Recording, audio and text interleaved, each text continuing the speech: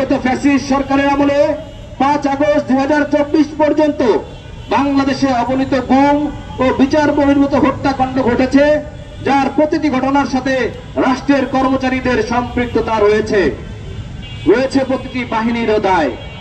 সামরিক ও বেসামরিক আমলাদের অনেকেই ক্ষমতাসীনদের স্বার্থে রাষ্ট্রীয় দমন পীড়ন চালিয়েছেন, বেআইনি আদেশ কার্যকর করেছেন এবং মানবাধিকার লঙ্ঘনের সাথে সরাসরি জড়িত থেকেছেন। অথচ বিচার প্রক্রিয়ায় তাদের ভূমিকাকে উপেক্ষা করা হয়েছে। এটি সম্পূর্ণ অনৈতিক ও পক্ষপাত দুষ্ট। সরকারি কর্মচারী ও আমলাদের অপরাধ সামনে আনলে যেটিকে ঢাল হিসেবে ব্যবহার করা হয় তা হলো আমরা রাষ্ট্রের কর্মচারী। জনপ্রতিনিধিরা যে আদেশ দেয় সেটি বাস্তবায়ন করা তাদের কর্তব্য ও সরকার যে আদেশ দেয় সেটি মানতে তারা বাধ্য। এটিকে তারা ঢাল হিসেবে ব্যবহার করতে চায়। বিষয়টিকে আসলেই তাই।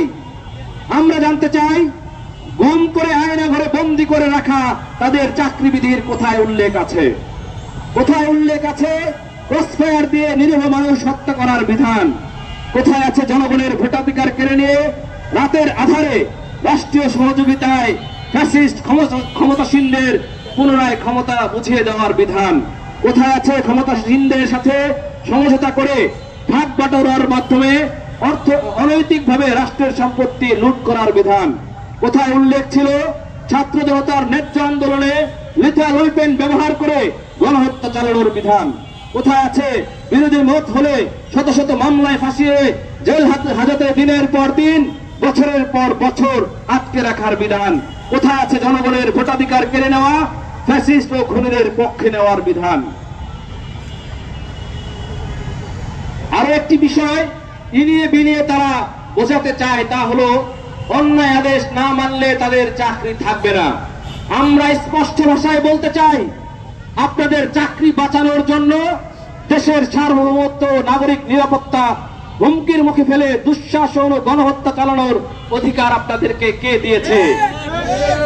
রাষ্ট্রের সাথে যে ওয়াদা করে আপনারা রাষ্ট্রের সেবকের দায়িত্ব নিয়েছেন, সেটা পালনে ব্যর্থ হলে স্পষ্ট ভাষায় জানিয়ে দিতে হবে, চাকরি থেকে অব্যাহতি নিলাম।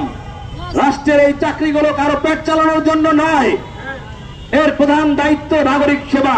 সেটি পালন করতে পারবেন না, তাহলে রাষ্ট্র আপনার পেট চালানোর দায়িত্ব কেন নেবে? কোন অন্যায়কারী, খুনি, ফ্যাসিস্ট, দুর্নীতিবাজ কর্মচারী কর্মকর্তার পেট চালানোর দায়িত্ব নতুন বাংলাদেশ আর নেবে না। নাগরিক সেবা দিতে ব্যর্থ হয়ে যারা ফ্যাসিস্টের সাথে হাত মিলিয়ে এই দেশের নাগরিকদের উপর দুঃশাসন ও গণহত্যা কায়েম করেছে, তাদের প্রত্যেককে সরকারি চাকরি থেকে বরখাস্ত করে মাত্রা অনুযায়ী বিচারের মুখোমুখি করতে হবে। অবিলম্বে একটি স্বাধীন ও নিরপেক্ষ কমিশন গঠন করে রাষ্ট্রীয় অপরাধে আমলাদের ভূমিকা নিরপেক্ষ তদন্ত করে এবং দোষীদের বিরুদ্ধে কঠোর আইনি ব্যবস্থা গ্রহণ করতে হবে। যারা ক্ষমতার নির্দেশে গুলি চালিয়েছে, নির্যাতন চালিয়েছে, ভুয়া মামলা দিয়ে হয়রানি করেছে, ভোট ডাকাতিতে সহযোগিতা করেছে, তাদের নাম পরিচয় প্রকাশ্যে আনতে হবে।